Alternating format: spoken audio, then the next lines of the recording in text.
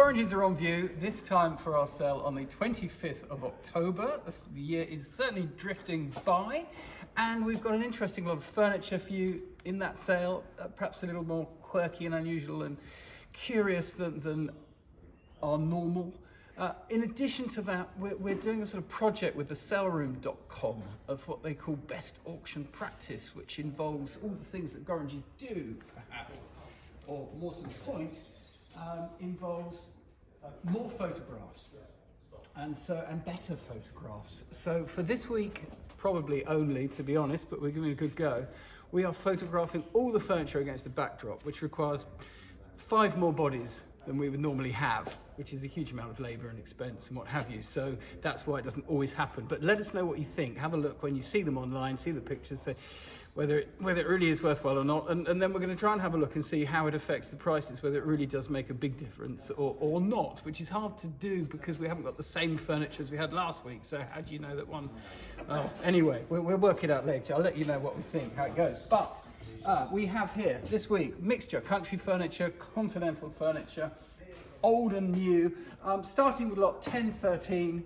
This is a bonheur du jour piece, rosewood and kingwood by the look of it, sort of ormolu mounted with these Sèvres style porcelain plaques. Keys broken off in the lock, annoyingly, but the door at least is open and shuts nicely, so I'm sure that could be done. We can tease it out, have a new key done. Nice drawer here, slide above it with nice velvet lining. So there we go, that's got a sort of decorative, if slightly old school piece. Running down the line, not a bad Georgian lowboy or side table, lot 1015. Oak line, just a little bit different. I like these little quarter angles here with the pierced fretwork, and it's an interesting inlay to the top. There's a number of refectory tables in various styles, mostly in oak, but some are in pine. I'm told it's the time of year for refectory tables, I guess, by which Paul means we sort of go inside and start sitting around the table rather than sitting outside. Further on, if you need a blooming great mirror, there's a blooming great mirror for you, lot 1018. Victorian, gilt gesso, probably started life as a picture frame. Few little losses as always, because temperature change, these things dry out and start to flake, but there we go, that's 1018.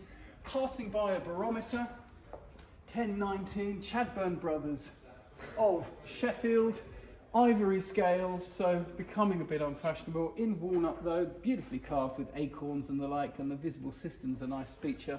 That's lot 1019, it's a good looking thing. Otherwise, big painted pine cabinets here, red buhl work, nice red Victorian red buhl centre table with a drawer to one side. So with this stuff, you're always looking for the quality of the, not really the quality of the inlay, the condition of the inlay. Is the brass starting to pop up? Because if it is, it's going to be very difficult and expensive to restore. In this case, it's pretty good. I can see one piece loose there under the glass top. Looking around the sides, looks pretty good, and down the legs, few little losses, but essentially not bad order at all. That is lot number 1033. There's a card table over there that's of the similar style, and this caught my eye. Lot 1066, a little bit unusual. It's a sort of water feature sundial combined. So you've got a sort of urn on pedestal with a recess to water the birds, and then a little sundial set into it. It's not a huge age. I mean, it's old enough to have got nicely weathered, 1066, but it's got a good look to it, as do many of the other things in the cell. So do come along and have a look. I'm going to head over to the smalls room and see what's going on there, and see if I can share with you some of the treasures that are therein. So here we are over in the smalls room, and I thought we'd have a poke around behind the counter for a change. We're usually drifting around over there looking at all the other bits and pieces and sort of pass comment roughly on what's behind here, but let's have a slightly closer look and dig in. So I'm seeing chess sets first of all, lot 1461. There's a classic sort of late Victorian Edwardian boxwood and ebony Staunton type chess set in reasonable. It's been fairly well used actually. A lot of the finials have gone and what have you on this, so this has been much loved. Often these are by Jacques. Can't say for sure on that one, but anyway, there's another set in the same lot, I believe. Further down, we're looking at collector's pens. So the sort of standard for a big fat chunky fountain pen, 1464, is a Mont Blanc Meisterstück, and there we are. There's a pretty nice fat example there, lot 1464. There are other collector's pens drifting through the cabinet beneath it. Up this way, I think I heard Dan talking about these. Look, 1475, some beads.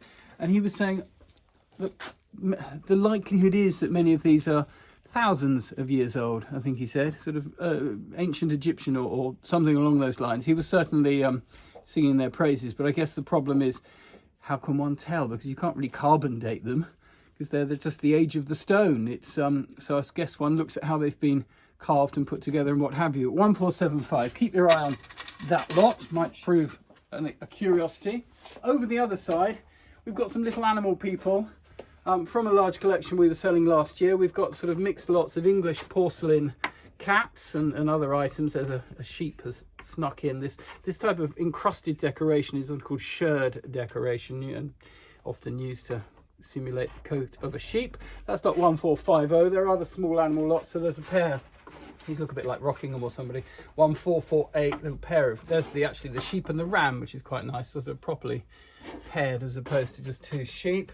And there are dogs, and there's cats and kittens and what have you. 1446. So for those that like that sort of thing, they are very much in demand. 1441 there, that's a slightly more unusual model. Great looking cat, that on the cushion, and that looks to me to be early 19th century, 1800, 1820, something like that. And I'm sure Dan will have be more detailed in his description online. There's some medals floating about. So down here we have lot 1457, and we've got Victorian campaign medals here. We've got India with a Burma bar, 1885 to 7, and the Queen South Africa medal. You've got the Queen's and then followed by the King South Africa in close order. This is with the two bars here, and often with this sort of medal you're looking for the rank. So we've got a Sergeant Sully, the Royal West Surrey Regiment.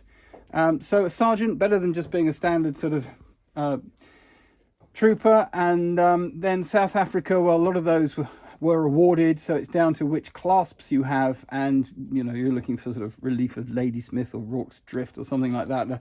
Are the golden ones, but still an interesting lot, telling a bit of a career history as well. 1457. Further on, Roger's got some mixed costume jewellery lots, quite a few quantities of them down the bottom here, so large quantities, all sorts of mixed jewellery in those. We've got a very exotic looking lot, 1442, of beadwork bags and purses. Look at this. I mean, I think to some extent the idea was this was a Victorian young lady's pursuit to stitch these and sew these, but I'm sure others were bought commercially as well. So there's a rather showy one with the dog. That's perhaps a little later in date, but still rather showy. And these are very heavy, of course, because these beads are sort of, I think a lot of them are glass beads, so that they have a fair weight to them, sort of pleasing weight, in fact. I'm looking at the label. What does it say? Late 1800s. Yeah, maybe. Or early 20th, I would have said, but each to their own. Look at that. There's another one. Definitely early 20th century with that design. It's sort of heading a bit deco-y, isn't it? But rather nicely. So good lot there of mixed bags and things and other bits and pieces in with it. Then down here we've got a load of assorted watches. Mostly pocket watches. We've got some other, look at that, there's a dirty great look. 1888. Look at that huge Scottish silver brooch with a big sort of paste stone set into it. What do we got? Looks like Edinburgh Maker's Marks. Roger will have dated that, but that's a good size example. We've got some mixed lots of silver pocket watches, some of them with pear cases. We've got some silver fish knives and forks. There we are with ivory handles. Walker and Hall of Sheffield. That is lot, doesn't have a lot number. It does, 1806. Next to it 1808, the sort of fish or dessert knives and forks. So our mother of pearl handles there. Other mirrors up the top. Down here in the silver, again, another mixture. There's a sort of casket there decorated with, in the Dutch manner, with figures getting drunk outside, actually, by the looks of it. Got the marks, 800 standard, so not the same as an English silver standard, which is 925. Inside it, look, a bonus. You're getting lots of other bits. You don't just get the Dutch box. You get this lovely Art Nouveau design little casket. And that one is English silver, round about 1910. And then you get another one of these, again, in the sort of Dutch style, this time putty in Rome. Looks like they're architects, but I wouldn't like to guarantee their build design quality. There's got an 800 stamp on it again, and there's another little sort of snuff or whatever you want it to be box, pill box, really a little crudely made, but good condition, and a slightly battered matchbox holder as well with the old Bryant made matches. So there we go, lots of boxes. I think that was 5 boxes in lot 1810. Also underneath, other thing caught my eye. Here we are, this is it, 1859. Now, look at that. What is it? I don't know. Flying saucer. Yeah, flying saucer. It's funky, isn't it? Great. So, let's open it up. What's going on here? Looks like a mirror. Tip that back. There we go. And look at that. That is a very fancy powder compact. Really quite stylish. In silver, with black enamelling, engine turned, hallmarked, but Roger tells me, I didn't spot it first, look, stuck onto the base with blue tack, held in place. So I think it did start life with this base. It's just come loose and probably not the easiest thing to fix. Still got its original sort of retaining ring for the powder. I think Roger said there's another little hole or dent somewhere, but still, look at that. I mean, just for looking at it as an object, it's just a kind of pleasing thing, isn't it? 1859. So there we go. A rummage through the back of the cabinets. Amazing what you can find here, hidden away. All sorts of other goodies out in the main room. So have a good look. Have a look online. Hope all our photos are wonderful this week and all that sort of stuff. And otherwise, come along and see us. We're here as ever, Friday, Saturday morning, and then on the morning of the sale. Come along, have a good old rummage. Always something here of interest, and we look forward to seeing you there. Thank you.